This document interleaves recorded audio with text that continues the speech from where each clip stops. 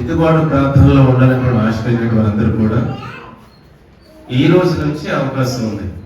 ఈ రోజు నుంచి మరొక ఆలోచన, మరొక మాట ఏంటంటే 29వ తారీఖు నాడు పాల్వాన్పేట గ్రామంలో జయరాజు వారి చర్చి దగ్గర వారు ఏం చేస్తారంటే క్రిస్మస్ కార్యక్రమాలు చేస్తున్నారు. క్రిస్మస్ ఆరాధన పెడుతున్నారు, పబ్లిక్ మీటింగ్ పెడుతున్నారు. వాళ్ళందరినీ ఆహ్వానించి, అంటే పేరు చెప్పేటువంటి పిలుపనేది లేకోకుండా మీరు చెప్పేయండి అన్న, మీరు చెప్తే సరిపోతుంది, మీరు చెప్తే ఒకరు చెప్పలేకపోతున్నాం కనుక ఇబ్బంది అవుతుంది అనేటువంటి ఆలోచనతో ఆ కుమారుడు చెప్పడం జరిగింది. నేను కూడా ఆ విషయాన్ని బైక్లో కూడా చెప్పాడు అన్నమాట. ఇప్పుడు మీకు మాత్రం మరొకసారి జ్ఞాపకం చేస్తున్నాను. మళ్ళీ ఫోన్ చేసి చెప్పాడు అన్నమాట చెప్పమని.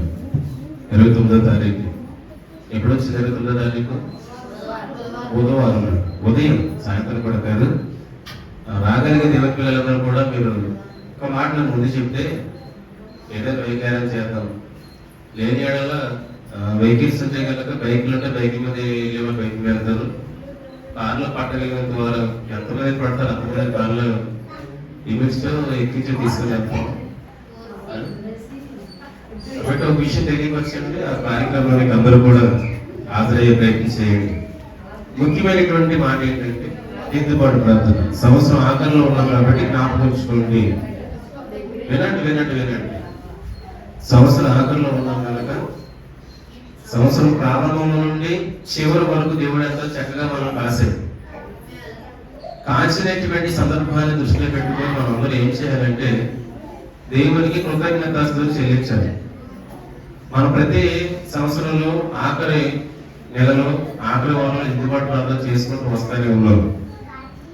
కాబట్టి ఈ రోజు నుంచి మీ అందరికీ చాయిస్ ఉంది. లేదా రేపు మార్నింగ్ నుంచి అయినా అది మీ ఇష్టాలు పెట్టి ప్రయత్నం చేయండి. దిద్దుబాటు ప్రార్థన చేయడానికి ప్రేమ కలిగినట్టు వారు, అవకాశం ఉన్నట్టు వారు, నేను అలాంటి అవకాశాలు చూసుకోవద్దు. అవకాశం లేకపోయినా పర్లేదు, కానీ చేయడానికి ప్రయత్నం చేయండి. అది మీకు ధన్యకరంగాను మేలుకరంగా ఉంటుంది. దేవునికి స్తోత్రం. ఇప్పటి వరకు చక్కని వాక్యాన్ని విన్నారు. విన్నట్టుగా నా క్రిస్మస్ మెసేజ్ గురించి చాలా చక్కని మాటలు చెప్పుకోవడం జరిగింది. అయితే వారు జరిగినటువంటి కార్యక్రమాల గురించి వాళ్ళు వివరించారు.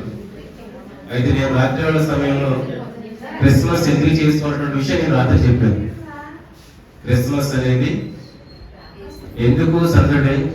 క్రిస్మస్ లో సందడి ఎవరికి? మనక, లేకపోతే ఆ గొర్రెల కాపర్లుగా, లేదా జ్ఞానులుగా, ఆ గ్రామస్తులుగా, దేవునికి అనేటువంటి విషయాన్ని రాత్రి వేళ స్పష్టంగా పర్టికులర్ గా చెప్పడం జరిగింది. ఆ సంభాషణ పిల్లల మనం ఒక మాట జ్ఞాపకం చేసుకోవాలి. క్రిస్మస్ అనేది యేసుక్రీస్తు వారి యొక్క జన్మము యొక్క వృత్తాంతము, ఆయన పుట్టుకల గురించి తెలిపేటువంటి వార్త. మీ అంతా తెలుసుకోవాల్సిన విషయం తెలుసా? ఆయన పుట్టినరోజు అనగానే ఏడవాలి. ఆయన పుట్టినరోజు అనగానే ఏడవలసిన అవసరం ఉంది అక్కడ. ఎందుకంటే విషయాన్ని చాలా మంది పాటలు రాసినప్పుడు ఆ పాటల్లో ఫస్ట్ పాసాల్సి ఉంది. ఏమని పాడేవారు? పశువుల పాకి పాపిష్టి లోకమై గొంగళి దుప్పటి పాపపు మూసు. అక్కడ దొంగడు లేదు. పశువుల పాకి ఎలా ఉంది? అక్కడ పాక లేకపోతే పాట పాడారు అనుకోండి, సామలో పెట్టారు కనుక ఎలా ఉంది అది? ఆ సాల ఏమైపోయింది? పాపిష్టి లోకం. ఆ లోకాన్ని విడిపించడానికి, వారందరినీ బ్రతికించడానికి, శాపం ప్రసరించిన ఆయన ఎలా ఉన్నాడు? శాపమై మన కొరకు దేవాదేవుడు ఎక్కడికి పోయారు? రాజకీయంగా పనిచేసేటువంటి ముఖ్యమంత్రి వర్యులే కానీ, లేకపోతే ఎమ్మెల్యే గారే కానీ, లేకపోతే మండల స్థాయిలో ఉన్నటువంటి ఎవరైనా మండల స్థాయి ఎంఆర్ఓ కానీ, లేకపోతే రెవెన్యూ ఆఫీసర్ ఎండిఓ కానీ, వీళ్ళు ఎవరైనా మన ఇంటికి వచ్చేసి నేల కూర్చొడిపోయి మా పెట్టేట్టు నమ్మ తినేస్తున్నారు అనుకోండి, ఎంత గొప్ప వాళ్ళు బాబు వీళ్ళు ఎందుకు చదువుకుంటాం అనుకుంటాం అనుకోవా?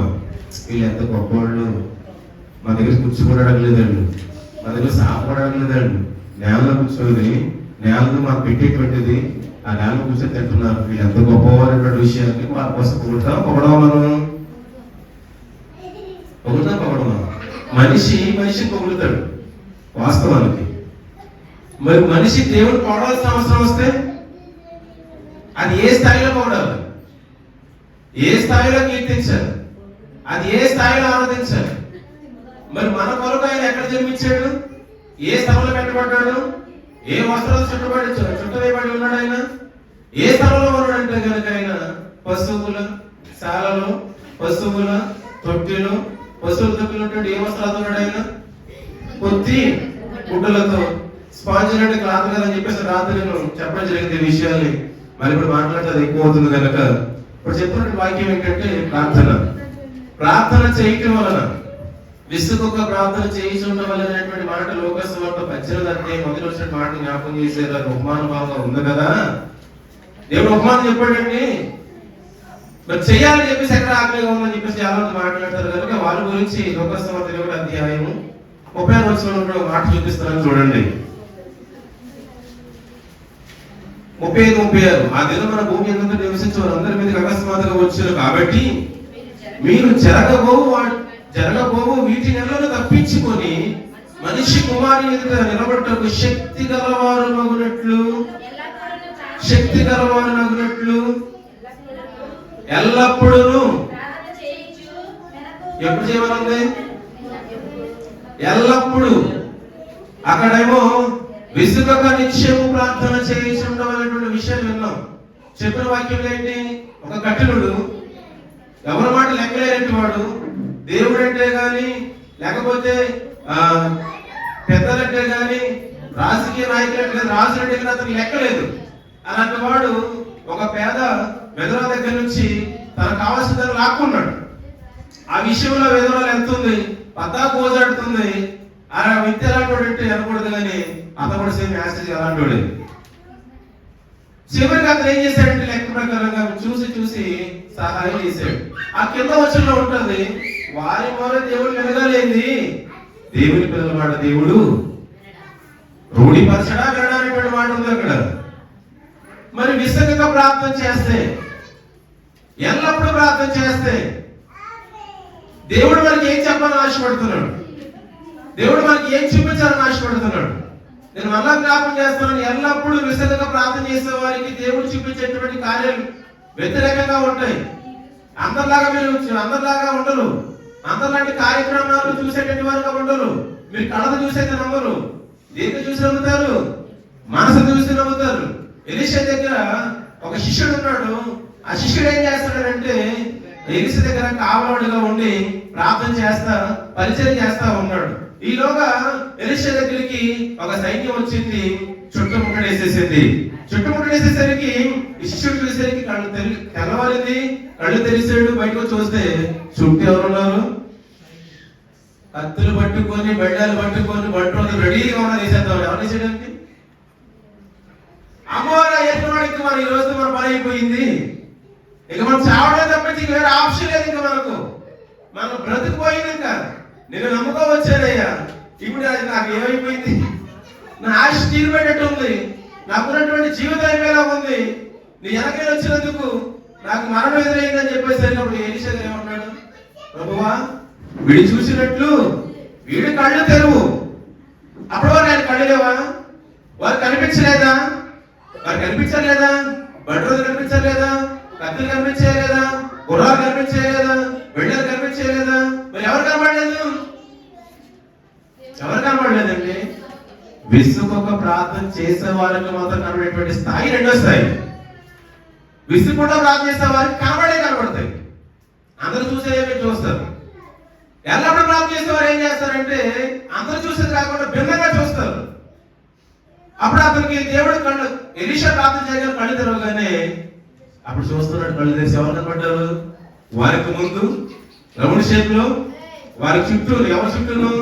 ఎలీషా గారికి అలాగే శిష్యుడికి ఎవరు కనిపిస్తారంటే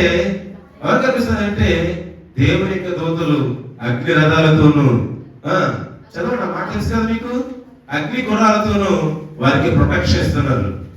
వారికి ఏం చేస్తున్నారు? ప్రొటెక్షన్ ఇస్తున్నారు. అప్పుడు అమ్మయ్య ఇప్పుడు నేను చూశాను కళ్ళారు. ఎప్పుడు చూశాడు? ఎలీషా దగ్గర పరిచయం చేసేటువంటి శిష్యుడికే సరైన కళ్ళు రాకపోతే మరి నేటి కాలంలో అడపదడప ప్రార్థన చేసే వారి సంగతికి ఎలా ఉంటుంది సార్ ఆలోచించండి. నేను ఎందుకు అంత వెయిట్ పెడతానంటే దిద్దుబాటు ప్రార్థనలు ఉండదని, ఎందుకు అంతగా రిక్వెస్ట్ చేస్తానంటే అందరిలాంటి వాళ్ళు కాదు, మనం ప్రత్యేకించినటువంటి పిల్లలు. దేవునికి స్తోత్రం. అందరిలాంటి వాళ్ళు కాదు. అందరూ చూస్తారు ఆకాశాన్ని, అందరూ చూస్తారు భూమిని, అందరూ చూస్తారు బైకులు, అందరూ చూస్తారు కార్లు, అందరూ చూస్తారు మనిషి, అందరూ రాజు, అందరూ చూస్తారు. అందరూ మనం చూస్తాం కానీ అందరికన్నా మనం ప్రత్యేకం మనం కూడా చూస్తాం. అదే దేవుని యొక్క దివ్య దర్శనం. విస్తృత ప్రాప్తి చేసే వారు కనిపించేటువంటి విషయం చెప్తున్నారు. దశలోనికైలకు రాసిన పత్రిక, దశలోనికైలకు రాసిన పత్రిక 5వ అధ్యాయము బైబిల్లో చూడండి. దశలోనికైలకు రాసిన పత్రిక 5వ అధ్యాయము 5వ వచనం. మీరందరూ వెలుగు సంబంధులను పగటి సంబంధులై ఉన్నారు. మనము రాత్రి వారము కాము, చీకటి వారము కాదు. రెండు విషయాలు గుర్తుపెట్టుకోండి. మీరందరూ వెలుగు సంబంధులను పగటి సంబంధులై ఉన్నారు. పగటి సంబంధులై ఉన్నటువంటి దగ్గర ఇన్పుట్లు ఏమని రాశారు అంటే వెలుగు కుమారులు అనగా పగలు కుమారులు అంటే వెలుగుకును పగలుకును కుమారులు రాయబడింది మాట. రెండో మాట కిందకు వచ్చేసరికి మనము రాత్రి వారము కాదు, చీకటి వారము కాదు. రాత్రి మన కళ్ళ చూసి ఏమి కనబడదు లైట్ లేకపోతే. చీకటిగా నిలబడితే మనకి ఏమి కనబడడానికి అవకాశం లేదు. కానీ వెలుగు వారికి పగటి వారికి అన్ని కనిపిస్తాయి. ఏం కనిపిస్తుంది? 4వ వచనం. సహోదరులారా, ఆ దినము దొంగల మీద వచ్చినప్పుడు మీరు చీకటిలో ఉన్నవారు కాదు. ఏ దినం? రాకడ దినం.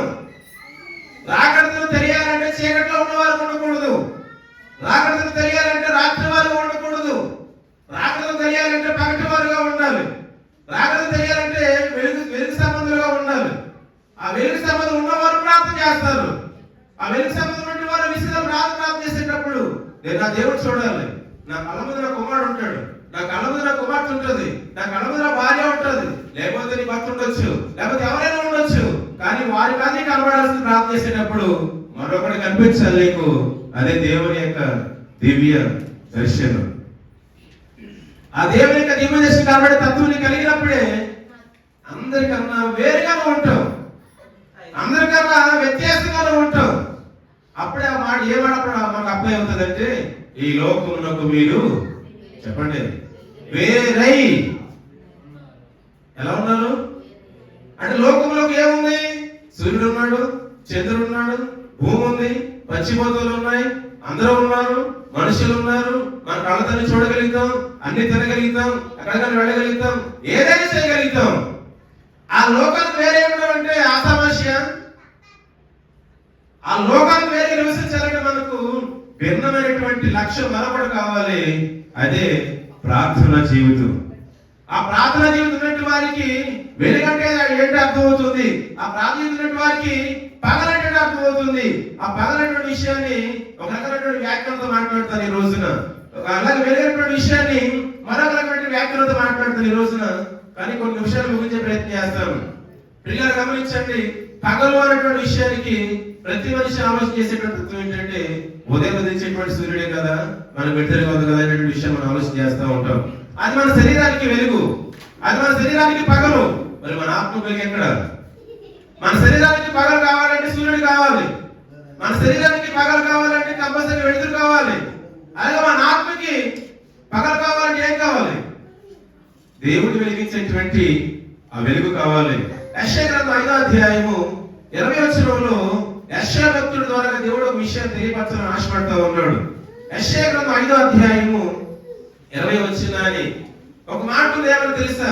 కీడు మేలనియు మేలు కీడనియు చెప్పుకొని చీకటి వెలుగనియు వెలుగు చీకటనియు ఎంచుకొని వారికి శ్రమ. చీకటిని వెలుగనుకోకూడదు, వెలుగుని చీకటి అనుకోకూడదు. ఏమనుకోకూడదు? చీకటిని వెలుగనకూడదు, వెలుగును చీకటి అనకూడదు. వెలుగు వెలిగే, చీకటి చీకటే. రాత్రి ఆ చీకటి కోసం చెప్పాను నేను.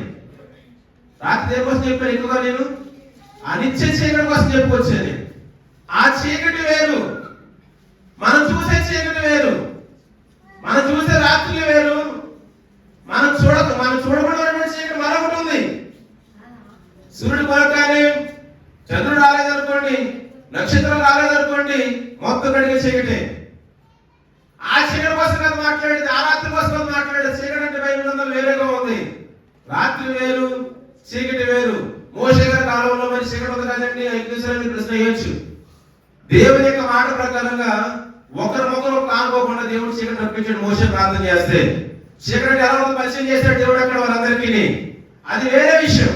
కాకపోతే ప్రియులారా, మనం కనుక ఆలోచన చేయగలిగితే కనుక ప్రార్థన చేసే వారికి వెలుగు తెలుస్తుంది, ప్రార్థన చేసే వారికి వెలుగంటే అర్థం అవుతుంది. ప్రార్థన చేయని వారికి వెలుగంటే అర్థం అవడానికి అవకాశం లేదు. నువ్వు ఇంటి దగ్గర మోకరించి ప్రార్థన చేసినా పర్వాలేదు, దేవుడి దగ్గర వచ్చి మోకరించి ప్రార్థన చేసినా పర్వాలేదు. కానీ చేయాల్సింది ఏంటి? ప్రార్థన చెయ్యాలి, మరొకరు వేరుగా ఉండాలి. నేను ఆన్లైన్ చేస్తున్నాను ప్రార్థన, నేను ఏమిలా ప్రార్థన చేస్తున్నాను, లేకపోతే నేను అయినా ప్రార్థన చేస్తున్నాను, ఇవన్నీ వచ్చి మాట వదిలేసేయండి. ఆన్లైన్ ఇలా వద్దు. నువ్వు ఎలా చేయగలుగుతావో, ఏ విధంగా మాట్లాడతావో దేవుడితో, ఏ విధంగా నువ్వు ప్రార్థన చేస్తావో దేవుడి దగ్గర, ఏ విధంగా మోకాడుతావో దేవుడి దగ్గర, ఏ విధంగా పట్టుదల ఉంటుందో దేవుడి దగ్గర, ఆ ప్రకారం మోకరించి దేవుడి దగ్గర నువ్వు చెప్పగలిగితే, దేవుడి దగ్గర నువ్వు మాట్లాడగలిగితే, దేవుడి దగ్గర నువ్వు మొరపెట్టగలిగితే, దేవుడి దగ్గర ప్రార్థన చేయగలిగితే, ఆ ప్రార్థనకు వచ్చేటువంటి గొప్ప ఆశీర్వాదం ఏంటో తెలుసా? వెలుగు. ఆ వెలుగులో చూపించేది ఏంటంటే ఆయన రాకడ. ఇప్పుడు ప్రార్థన చేసేవారికి ఏం తెలుస్తుంది? దేవునికి స్తోత్రం. ఏం తెలుస్తుంది? ఇప్పుడు రాకపోతే చెప్పలేమా? ప్రార్థన చేసేవారు వెలుగు సంబంధులు. దేవుని నమ్ముకున్న పిల్లలందరూ ప్రార్థన చేసేవారు వెలుగు సంబంధులు. వారు ఎప్పుడు కూడా వెలుగును చూస్తూనే ఉంటారు. అది ఏ సమయమైనా. మత్తయి సువార్త 4:16 అక్కడ యేసుక్రీస్తు వారు ప్రవేశించేసరికి ఆ గ్రామస్తులందరూ ఏం చూస్తారనేటువంటి విషయాన్ని రాయించడం జరిగింది.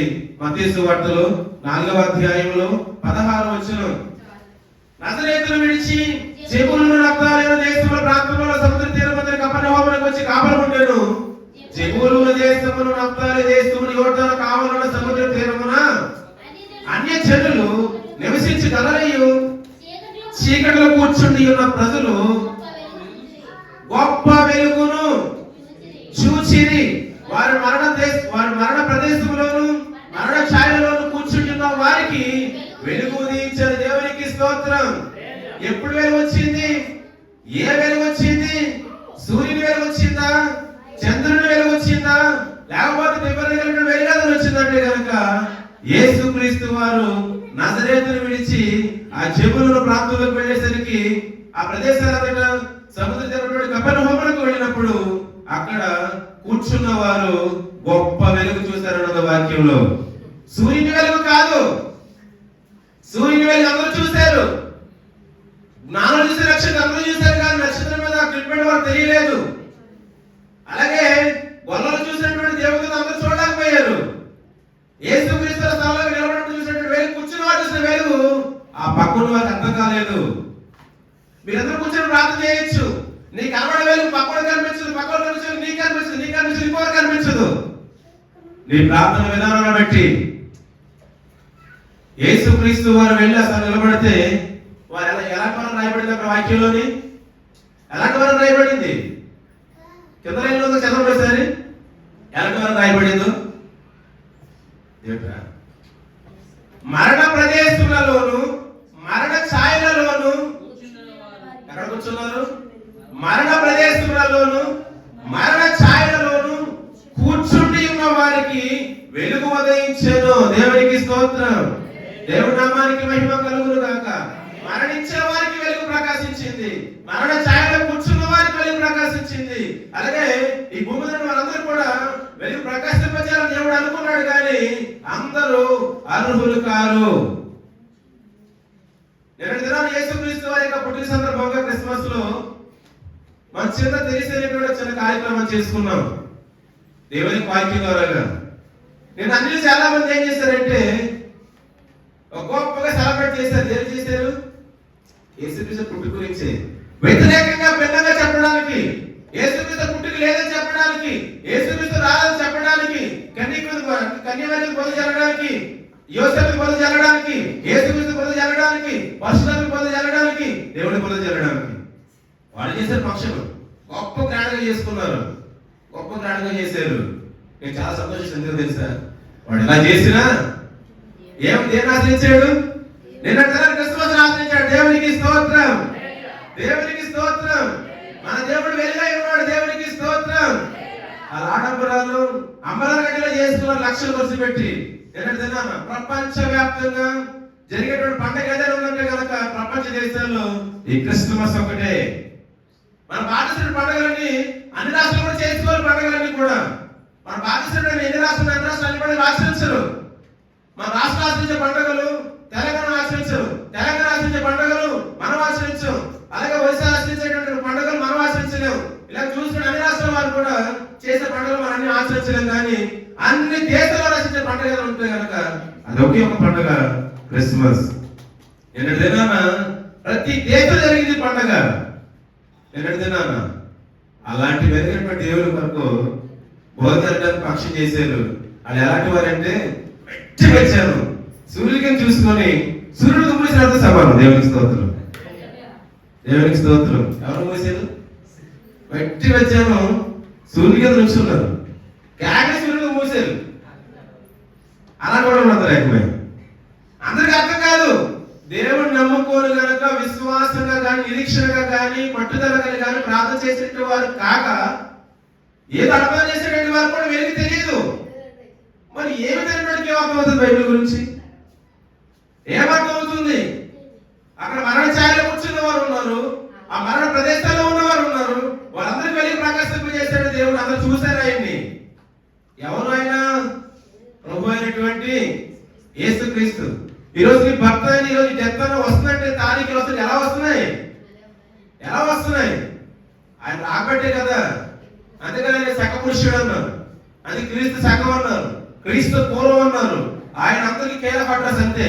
ఆయన లేకపోతే రోడ్డు భూమి తట్టస్ లేదు. దేవునికి స్తోత్రం. ఆయన లేకపోతే రోడ్డు కూడా చెల్లదు.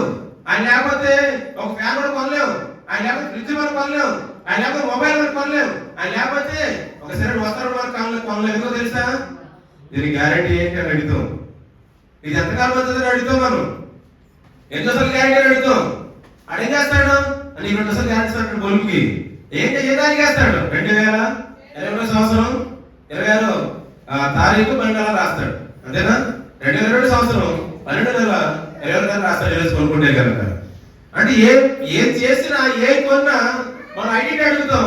మనకేంటంటే ప్రూఫ్ కావాలి, అది మలుతున్నటువంటి నమ్మకం మనకు కావాలి. మనం ఏం చేయాలంటే మనకు వారి దగ్గర నుంచి ఒక ఎవిడెన్స్ కావాలి. ఆ ఎవిడెన్స్ ఇచ్చిన వ్యక్తి ఎవరంటే ప్రభు అయినటువంటి యేసుక్రీస్తు వారు. ఈ రోజు ఒక భూమి రిజిస్ట్రేషన్ చేయాలంటే ఏం కావాలి? తారీఖు కావాలి. ఒక జీపీఎస్ అడ్రస్ చూపించాలంటే ఏం కావాలి? తారీఖు కావాలి. ఒక టికెట్ బుక్ చేయాలంటే ఏం కావాలి? తారీఖు కావాలి. ఏం చేయాలంటే తారీఖు కావాలి. ఆ తారీఖు కేర్ అడ్రస్ ఎవరంటే ప్రభు అయినటువంటి యేసుక్రీస్తు వారు. అలాంటి దేవుడు వెళ్ళి వారి మీద హెచ్చరించినప్పుడు అందరూ వెలుగు చూశారు. నేను మళ్ళా చెప్తున్నా, మీరు కూడా వెలుగు చూస్తారు. మీరు కూడా వెలుగు చూస్తారు. ఆ వెలుగు చూడాలంటే కనుక మనం చేయాల్సింది ఒకటే. ఏం చేయాలి? మనం ప్రార్థన లోకస్వార్థ ప్రకారంగా అక్కడ ఏమనుంది? 2వ అధ్యాయంలో 30 ఏమనుంది? మనము దేవునికి నిలబెట్టకు శక్తి గలవారమగునట్లు. దేవుని నిలబడడానికి ఏం కావాలి? మనకి శక్తి కావాలి.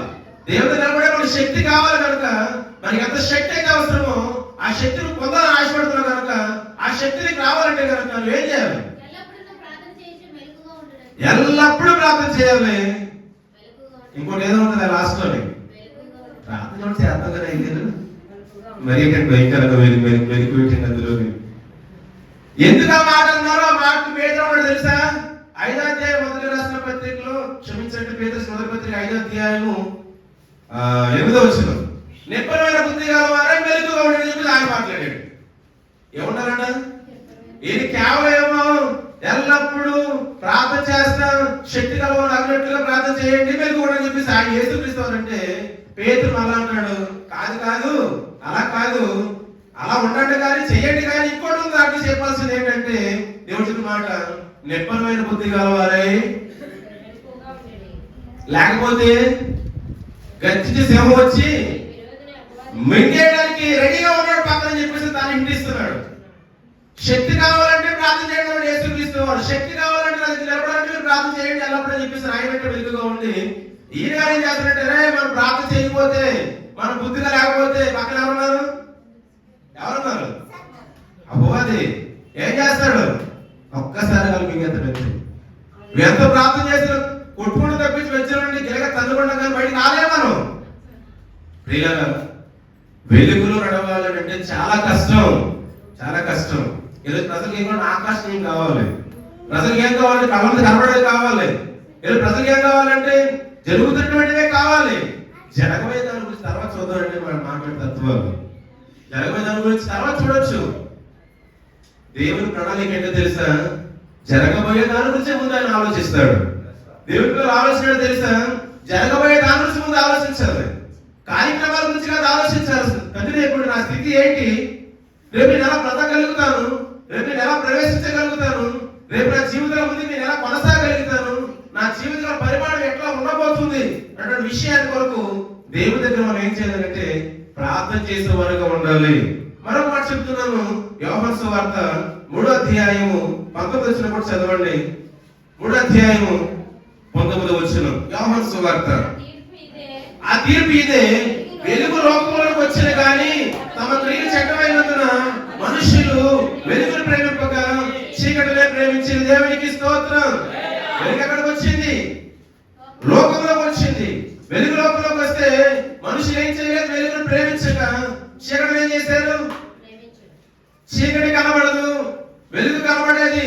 చీకటిలో ఉన్నవాడు మనకు కనబడు, ఆ చీకటి కదా మనకు ఇంకొకరు కనబడరు. కానీ వెలుగులో ఉన్నవాడు మనం ఏం చేస్తాం? అందరికి కనబడతానే ఉంటాం. నేను మరో మాట చెప్పనా? మనం ఎలాంటి వాడు అంటే ప్రార్థన చేసేవారు, దేవుడి దగ్గర ఉండేవారు, తెల్లని వస్త్రం వేసుకొని నిలబడేవారు. తెల్లని వస్త్రం చిన్న కన్నికి పడింది అనుకోండి, ఆ తెల్లదంతా వదిలేస్తారు. చూసేవారు, నీ షర్టుకు దేవో తెలుసా? చిన్న మచ్చ ఉందంటాడు. ఏ మచ్చ ఉంది? చిన్న మచ్చ పెద్దగా ఉందా? మనం కట్టినటువంటి శారీ కానీ షర్ట్ కానీ పెద్దగా ఉందా? ఎక్కువగా ఉందా? వైట్ ఎక్కువ ఉందా? తీసుకున్న శారీ ప్లస్ షర్ట్ అదే పెద్దది, కానీ అంటూ ఉన్నదని అది ఎలా కనిపిస్తుంది? చిన్నదే పెద్దగా కనిపిస్తుంది. దేవుడు నమ్ముకున్న వారిని, దేవుడు నమ్మకం ఎదిగేటట్టు వారిని, దేవుడితో మాట్లాడేటట్టు వారిని అదే ప్రకారం వేసే ప్రయత్నం చేస్తారు. చిన్న దొంగసాల దగ్గర నుంచి ఈడ్చేస్తా బయట నిన్ను దేవుడి దగ్గర నుండి. అది విషయం తెలియదు, ఆ విషయానికి అర్థం కాదు. కాబట్టి మళ్ళా జ్ఞాపకం చేస్తున్నాను, మనం మంచి వస్త్రాలు వేసుకొని బురద పక్కన నడుచుకుని పెడతా ఉంటాం కొన్ని సందర్భాల్లో. ఆ బురద పడిపోతే మనకు తెలియదు, పక్కన కూడా కనపడుతూ ఉంటుంది. వెలుగు సంబంధం చాలా జాగ్రత్తగా ఉండాలి. దేవుడి పిల్లలు కూడా చాలా జాగ్రత్తగా ఉండాలి. అదే విషయాన్ని చెప్తున్నాడు దేవుడు. ఇక్కడ యోహాను రాసిన మాట, యోహాను రాసిన మాట ఏంటో తెలుసా? వెలుగు లోకంలోకి ప్రవేశించలే గాని తమ క్రియలు చెడ్డమైనందున మనుషుల వెలుగును ప్రేమింపక. ఎంత దౌర్భాగ్య పరిస్థితి చూడండి. వెలుగు ఎలా ఉంది? అక్కడ ప్రకాశించింది, కానీ మనుషులు ఏం ప్రేమించలేదు. ఇప్పుడు మనం దేని ప్రేమిస్తాం చెప్పండి? మనం కనబడేటువంటి వెలుగు ప్రేమిస్తాం. ఇప్పుడు యేసుక్రీస్తు చెప్పే వెలుగు వేరు, ఆయన చెప్పే మాటలన్నీ వేరు. అక్షరాన్ని మనం తీసుకోవడానికి ప్రయత్నాలుగా వెళ్ళడం అనేది కొంచెం కష్టం అవుతుంది కొన్ని సందర్భాల్లో. ఆ వెలుగు గురించి కాదు, మనకు కనబడే వెలుగు ఉంటుంది. సూర్యుడి పైన ఆకాశంలో ఉన్నాడు కనుక మనకు వెలుగు వచ్చింది. ఇటు లైట్ లేకపోతే వెళ్ళిపోతాం, బైక్ లైట్ లేకుండా కార్ లేకుండా వెళ్ళిపోతాం. ప్రకృతి చీకటి వచ్చింది అనుకోండి, ఆ చీకట్లో మనం కార్ వేసుకొని లైట్ లేకుండా బాగా వెళ్ళిపోతాం అనుకోండి, ఏమవుతుంది? ఎవరో ఇచ్చేయడం, దేవుడు డాష్ ఇచ్చేయడం, తర్వాత మనం అందరూ ఏమై పరదేశులము ప్రియులారా ఇప్పుడు ఎందుకని? ఎవరు లేకపోతే ప్రకృతి సంబంధించినటువంటి చంద్రుడైనా కావాలి, ఈ ప్రకృతికి సూర్యుడైనా కావాలి వెలుగు. ఒక చంద్రుడిలో సరే కానీ ఆ వెలుగు రాని పక్షం ఉన్నప్పుడు మనకి రాత్రి ప్రయాణం ఏం కావాలి? మనకి బైక్ కానీ కారు కానీ లైట్లు కావాలి. సైకిల్ అయినటువంటి వ్యక్తి చీకట్లోని స్పీడ్ వెళ్ళిపోవాలనుకోండి, ఏం కనబడట్లేదు, మనకి ఎప్పుడు పారిపోవాలనుకోండి చూడండి ఏం కనబడతా స్థలాల్లోకి చీకట్లోనే అదే కనిపిస్తుందా? ఏం గుర్తుడో తెలియదు. కనబడే చీకటి కాదు, కనబడే రాత్రి కాదు, కనబడే పగలు కాదు, కనబడేటువంటి వెలుతురు కాదు ఆయన మాట్లాడేది. వెలుగై ఉన్న నేను వచ్చాను. అందుకని వెలుగు గురించి మాట ఉంది. యోహాను సువార్త 1వ అధ్యాయం 5వ వచనం, యోహాను పత్రిక 1వ పత్రిక 1వ అధ్యాయం 5వ వచనం. ఈ రెండు విషయాలు చదవండి. యోహాను సువార్త 1వ అధ్యాయం 5వ వచనం, యోహాను 1వ పత్రిక 1వ అధ్యాయం 5వ వచనం. ఆ వెలుగు చీకటిలో ప్రకాశించుచున్నది, ఆ వెలుగు చీకటిలో ప్రకాశించుచున్నది కానీ చీకటి దానిని దేవునికి స్తోత్రం. ప్రకృతి వెలుగు వచ్చింది. చీకటి తెలుసా తెలీదా? రాత్రి అర్థమవుతుందా? మనకి ఇప్పుడే సందర్భాలు పెట్టి తెలుసు తెలీదా? సూర్యుడు మన సమయం వెళ్ళిపోవాలి, చీకటి పడాలి, ఆ దడి పడిపోవాలి. ఇప్పుడు ఆ చీకటికి వెలుతురికి సంబంధం ఉందా లేదా? లెక్క ప్రకారం సంబంధం ఉంది. కాబట్టి సూర్యుడు ఎంతవరకు ఉండాలో సూర్యుడికి సమయం ఉంది, చీకటికి ఎంతవరకు ఉండాలో చీకటి కూడా సమయం. కాబట్టి చీకటికి వెలికి సంబంధం ఉంది. కానీ ఇక్కడ ఉన్నటువంటి మాట ఆ చీకటి ఆ వెలికి కాదండి. మనుషులు దాచినటువంటి చీకటి, మనుషుల లోపల ప్రకాశించేటువంటి వెలుగు. రెండు విషయాలు మాట్లాడుతున్నాడు ఇక్కడ. అదేంటంటే వెలుగు 4వ వచనం, ఆయన జీవం ఉండేను, ఆ జీవం మనుషులకు వెలుగై ఉండేను, ఆ జీవం మనుషులకు వెలుగై ఉండేను. 5వ వచనం, ఆ వెలుగు చీకటిలో ప్రకాశించుచున్నది కానీ చీకటి ఏం లేదు. మనుషులకు దేవుని వాక్యం ప్రవేశిస్తుంది, మనుషులకు దేవుని యొక్క వాక్యం ప్రకారం వెలుగు పెడుతుంది, కానీ నిత్య చీకటి అర్థం కావట్లేదు. ఏమో తెలిసి రక్షించబడిన విషయం కానీ వాడి యొక్క ప్రయత్నం వాడు చేస్తానే ఉంటాడు పడగొట్టడానికి. యోహాను 1వ పత్రిక 1వ అధ్యాయం 5వ వచనం, అది కూడా చదువుతారా? యోహాను 1వ పత్రిక 1వ అధ్యాయం 5వ వచనం, మేము ఆయన వలన మీకు ప్రకటించే వర్తమానం ఏదనగా దేవుడు వెలుగై ఉన్నాడు, ఆయన యందు చీకటి ఎంత మాత్రమూ లేదు. దేవుడు ఎలా ఉన్నాడు? దేవుడు వెలుగై ఉన్నాడు, ఆయన ఎంత మాత్రమును. దేవుడు ఏం లేదు చెప్పండి, చెప్పండి. దేవుడు ఏం లేదు, చీకటి లేదు. ఇప్పుడు దేవుడిలో ఏముంది? దేవుడు వెలుగై ఉన్నాడు, దేవుడిలో ఏం లేదు. ఇప్పుడు మనలో ఏముండకూడదు? రాత్రి కనబడే చీకటి కాదు, పగలు కనబడే సూర్యుడు వెలుగు కాదు. మన లోపల వెలుగు ఉండాలి. ఆ వెలుగు మన లోపల ఉంటే చీకటి మనలోకి రాదు. అప్పుడు చీకటి వారు మనకు కాము. కాబట్టి మీరు ప్రార్థన చేసేవారు, ఎల్లప్పుడూ ప్రార్థన చేసేవారు తప్పనిసరిగా ఎలా ఉంటారంటే దేవుని దగ్గర శక్తివంతులు అవుతారు. ఆ శక్తివంతులైనటువంటి వారు అబ్బచ్చి దొరకరు. అలా కాకుండా అజ్ఞానం ఉన్నటువంటి వారుగా ఉంటే పేతురు 1వ పత్రిక 5వ ప్రకారంగా ఎవరున్నారు పక్కనే? అపవాది కాసి కూర్చున్నాడు. ఏం చేయడానికి? ఏమైపోతే నిబ్బరమైన కూర్చుంటారంట. ఇది దేని కొరకు? మెలుగు కొరకు. మెలుగు ఉండడం నిబ్బర బుద్ధి కావాలి. ఏదో కూర్చొని బాల్ పడిపోయి మళ్ళీ ఇలా పడిపోయి అది కాదు మెలుగు. ఏం ప్రార్థన? ప్రార్థన మోకరించాం, కనబడదు వాడి తిరుగుతున్నాం అనుకోండి, వ్యవసాయం కదా. ప్రార్థన చేస్తాం, మోకరించి ఉన్నాం, రెడీగా ప్రార్థన చేస్తున్నాం. దేవుడు మాట్లాడే ప్రార్థన కొందరికి అర్థమవుతుంది. ఏడుస్తున్నారు, దుఃఖపడుతున్నారు. నాకు దుఃఖం రావట్లేదు, అటు తరగతిగా ఉన్నా నేను, నాకేం తెలియట్లేదు. వాళ్ళకి ఏం కనబడుతుంది చెప్పండి? ఇప్పుడు నాకేం కనబడుతుంది? అందరూ కనబడుతున్నారు. ఏం చేస్తారో కనబడుతుంది. లోపల ఏమన్నప్పుడు చీకటి ఉంది. చీకటిలో వ్యక్తి ప్రార్థన చేయలేడు. చీకటి లేనటువంటి వ్యక్తి మాత్రం ప్రార్థన చేస్తాడు ఏడ్చేటప్పుడు.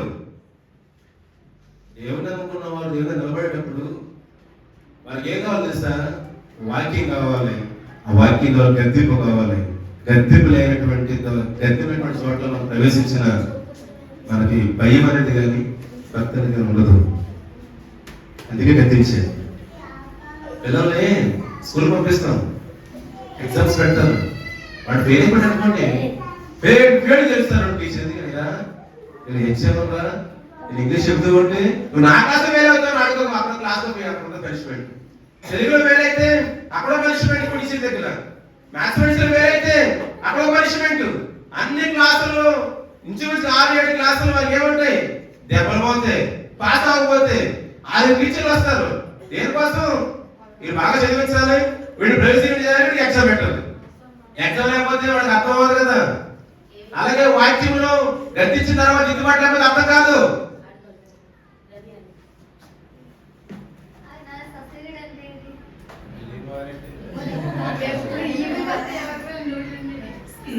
సశరీరుడు అనగా ఏంటనేది నేను అడగాను. నా పాయింట్ కాబట్టి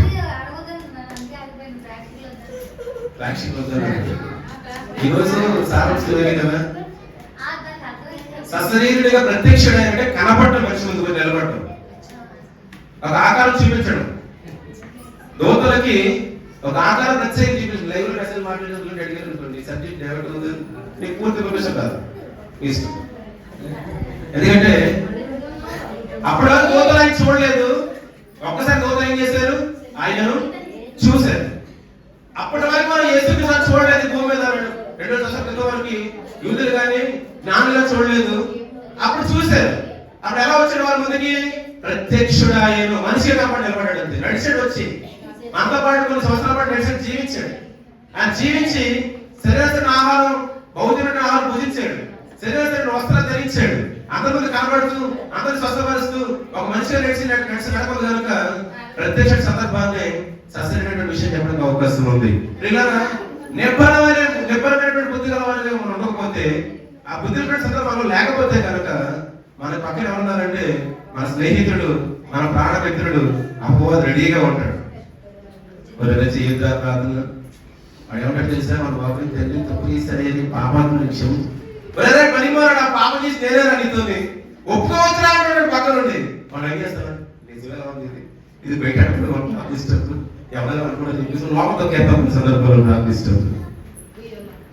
కానీ సమర స్త్రీ ఏం చేసింది తెలుసా, ఏం చేసింది, ఏం దండాలు వేసింది చెప్పండి, ఏమి దండాలు వేసింది, ఏం ప్రచారం చేసింది, ఏం చెప్పుకుంది, ఏమి చెప్పడానికి ఇష్టపడింది, పాపం ఒప్పుకుంది, విడిచిపెట్టింది, రామాను మొత్తం రక్షించబడేలాగా ఆమె దారి చూపించింది, అంత గొప్ప సువార్త ప్రకటించింది. ఆ వెలుగు ఆమె ప్రవేశించింది, ఆమె ప్రవేశించింది, వెళ్ళింది, కొండబట్టుకొని కాళీ కొండబట్టుకెళ్ళింది, అక్కడికి నిలబడింది. ఆయన చూశాడు, నీళ్ళు నాకు పోయమ్మా అన్నాడు. తెలిసిన విషయం అంతా, అయ్యా మీకు మాకు సంబంధం లేవు, మీకు మాకు ఎటువంటి రాకపోకలు లేవు, మేము ఇచ్చిన నీళ్ళు మీకు తాకూడదు, మీరు ఇచ్చిన నీళ్ళు మీకు తాకూడదు, సాంగత్యం లేవు కాబట్టి ఎందుకు అడుగుతున్నారు, మీరు నన్ను అడగకూడదు అని చెప్పేసి ఆయన అనేసరికి ఆయన అన్నాడు, నేను ఇచ్చిన నీళ్ళు తాగితే నాకంటే ఏమవుతుంది, దేవునికి స్తోత్రం, ఏమవుతుంది, ఏమవుతుంది, త్రోవలో ఉన్నాడు సైతాను అబద్ధికుడు మోసగాడు. ఎక్కడ ఉన్నాడు, త్రోవలో ఉన్నాడు సైతాను అబద్ధికుడు మోసగాడు, వాక్యమును ఎత్తుకొని పోవును దొంగ దొంగ దొంగవాడు నరహంతకుడు, దొంగ దొంగ దొంగవాడు నరహంతకుడు, హత్తుకో దైవ వాక్యమును ఎత్తుకో నీ సిలువను, హత్తుకో దైవ వాక్యమును ఎత్తుకో నీ సిలువను, ఏది నీ హృదయం ఎలా ఉన్నది. దేవునికి స్తోత్రం. ఎవరున్నారు, మనకు వాక్యం ఉంది కదా, మనకి ఏమని, నీ వాక్యం నా పాదములకు దీపమును నా త్రోవలకు వెలితే. లేక త్రోవకు ఎవరున్నారు చెప్పండి, ఎవరున్నారు, కాదు మన స్నేహితుడు కదా. త్రోవకు ఎవరున్నారు, త్రోవలు ఎవరున్నారు, మాట నిలబడుతుంది, జనం నిలబడుతున్న వాయిస్ వినిపిస్తుందా. నీ వాక్యం నా పాదములకు దీపం నా త్రోవలకు వెలుగై ఉన్నది. త్రోవకు వెలుగు అనేది దేవుడు. త్రోవకు ఎవరున్నారు, త్రోవ నడుస్తావా, త్రోవకు నడుస్తావా. ప్రార్థన చేసే వారికి, ఎల్లప్పుడూ మొరపెట్టేటువంటి వారికి, విసుగుడు దేవుడికి దిగబడాలు చేసే వారికి కష్టాలు ఉంటాయి, బాధలు ఉంటాయి, ఇబ్బందులు ఉంటాయి, శ్రమలు ఉంటాయి, ఎన్నో వరకు ఉంటాయి. కానీ అవన్నీ అధిగమించుకొని అవన్నీ కుదించుకొని వచ్చి ప్రార్థన చేస్తే మీ జీవితాలు దేవుడు ధన్యకరంగా మారుస్తాడు. దేవుడు మహిమ కలుగును గాక.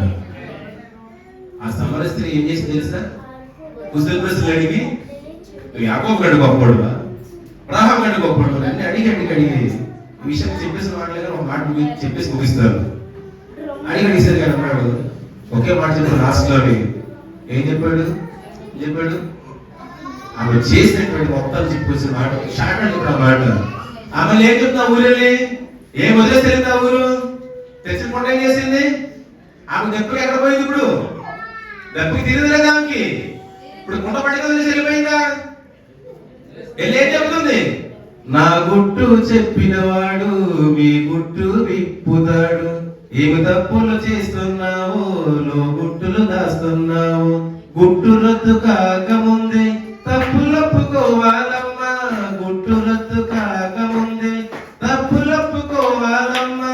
తప్పకుండా యేసయ్య ముందు తల వంచి మొక్కాలమ్మా. తప్పకుండా యేసయ్య ముందు తల వంచి మొక్కాలమ్మా. యాకోబు బావి కాడ యేసయ్యను చూశానమ్మా. ఎండవేళ ఎంతో అలసి ఒంటరిగా ఉన్నాడమ్మా. దేవునికి స్తోత్రం. ఏం చెప్తుంది? వెళ్ళి ఉన్నాను, మాట్లాడాను, అడిగాను, వచ్చేసాను. ఎందుకు వచ్చింది తెలుసా? నాలోనికి వెలుగు ప్రకాశించింది. నా దారి సరైంది కాదు, నా త్రోవ సరైంది కాదు, నేను త్రోపకరేసిన ఇప్పటి వరకు నేను త్రోవలోకి వచ్చాను. కాబట్టి నా పాపను ఇప్పుడు నేను రాశాను కానీ ఇప్పుడు ఒప్పేసుకుంటాను. వినండి ప్రజలని చెప్పేసారు. ప్రకటన చేసింది. వెలుగుంది కనుక లోపల చీకట్లేదు కనుక. లోపల చీకటి ఉన్న వారు ధైర్యంగా మాట్లాడలేరు. లోపల చీకటి వారు ధైర్యంగా గట్టిగా మాట్లాడలేరు.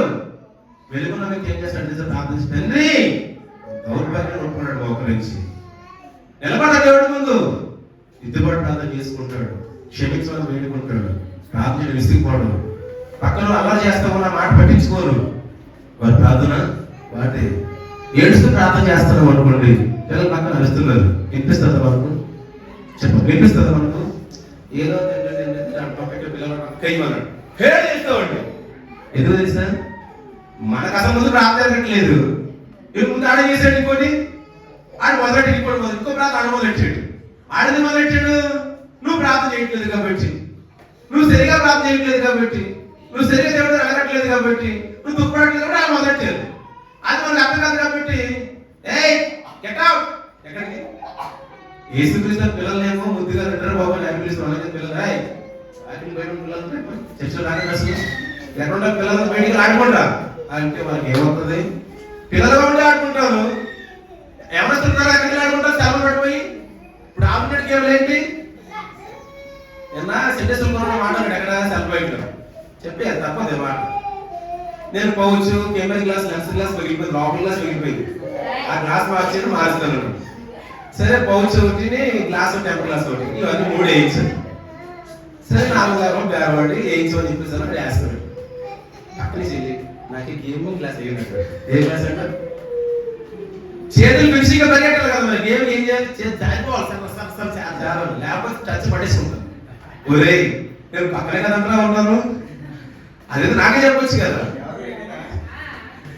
గేమింగ్ క్లాస్ పని ఏంట్రా ఇప్పుడు? గమనించండి. ఇది కనీసం భయమానే ఉంది. ఇది కనీసం భయమానే ఉంది. చెప్తే భయపడతారు, గద్దెస్తే ఆగుతారు, కొడతాయి భయపడి ఏడ్చి దేవుడిని కూర్చొని వాక్యాలు పెడతారు. భయం వారు అందరూ ఉన్నారు ఈ రోజున. ఎందరూ ఉన్నారు ఈ రోజు బయట? ఎవరి పిల్లలు బయట తిరుగుతున్నారు సెల్ ఫోన్ పెట్టుకొని. బైక్ రౌండ్ అప్ చేస్తారు. పోయిన సంవత్సరం క్రిస్మస్ రోజు కలెక్టర్ వ్యక్తి బైక్ గుద్దేశాడు. బైక్ వ్యక్తి చర్చిలో ఉండి క్రిస్మస్ ఆరాధన చేసుకుంటున్నాడు. వీళ్ళు మనం కూడా చర్చి స్పాట్లోని ఈ బండి పట్టుకెళ్ళాడు కదా. వాడేమో వాడిని స్టేషన్ తీసుకెళ్లారు. బండి ఆడుతో నార తీశారు. క్రిస్మస్ తీసుకొని లాక్కెళ్ళి స్టేషన్ పడిచారు తీసుకెళ్ళి. ఎప్పుడు ఈ రోజు కూడా స్టేషన్కి వెళ్ళా. అలాంటిది బైక్ ఇచ్చినటువంటి ఏం చేసి మనం మాట్లాడతాం. బైక్ ఇచ్చిన పాపానికి స్టేషన్కి వెళ్ళాడు. అవమానం తట్టుకోలేక పోలీసు ఇచ్చిపోయాడు. రోజు పోయిన క్రిస్మస్ రోజు 25వ తారీఖున నేను చెప్తున్న మాట ఒకటే, పిల్లలు ఏడ్చినా ఏం చేసినా ఉరిగే పెట్టాడు. ఎవరు డిసప్పాయింట్ అవరు. అసలు పిల్లలు ఏడిస్తే వారికి డిసప్పాయింట్ అయితే డిస్టర్బెన్స్ మనం ఫీల్ అయిన సందర్భాలు వెళ్ళేంత తత్వం అంతా తొక్కులేని ఎవరి రోజున వింటారు. అలా చేస్తారు. అవరాలంటే వింటారు. తల్లి ఏం చేయాలి? పిల్లలను గుర్తు పెట్టడానికి ప్రయత్నం చేయాలి. ఎలా అయితే గుర్తు పెట్టాలి. ఎక్కువ డిస్టర్బెన్స్ కదలేకోకుండా. ఎందుకంటే వాక్యంలో వినేటప్పుడు అందరూ ఏంటి కాన్సన్ట్రేషన్ ఒకరు పెరిగట్టదు. కొందరు ఇంకొకరు ఆలోచన చేస్తూ ఉంటారు.